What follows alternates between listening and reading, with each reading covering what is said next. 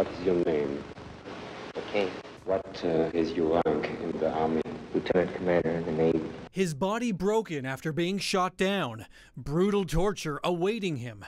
Navy fighter pilot John McCain lay captive in a North Vietnamese prison. It was 1967, and McCain's heroism as an American POW would come to define him in the eyes of the world for the next half-century. John Sidney McCain III was the son and grandson of Navy admirals. Like many children in military families, he was born outside the United States in the U.S.-controlled Panama Canal Zone. Following his father and grandfather, McCain entered the U.S. Naval Academy in 1954. McCain admitted there were few rules he didn't break.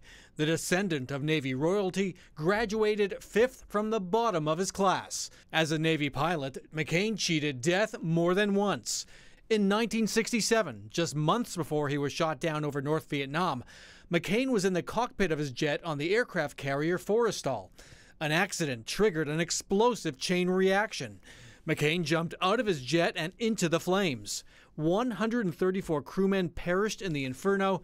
McCain suffered shrapnel wounds. In October 1967, McCain's A-4 Skyhawk was shot down on a bombing mission. His arms and a leg were broken after he ejected. When McCain landed, an angry mob attacked him with bayonets. His shoulder was smashed with a rifle butt. McCain was taken to the infamous Hanoi Hilton, where he was savagely tortured for refusing to cooperate. He endured 5.5 years in prison camps, 2 of those years in solitary confinement.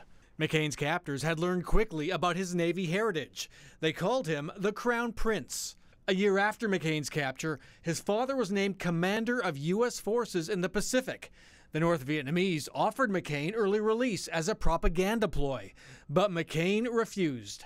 In a political campaign video, he talked about how he survived. First is faith in God, which is obvious. The other is faith in one's fellow prisoner. You have to have faith that your fellow prisoners were working just as hard as you were to resist. In March 1973, the North Vietnamese released 108 American prisoners of war.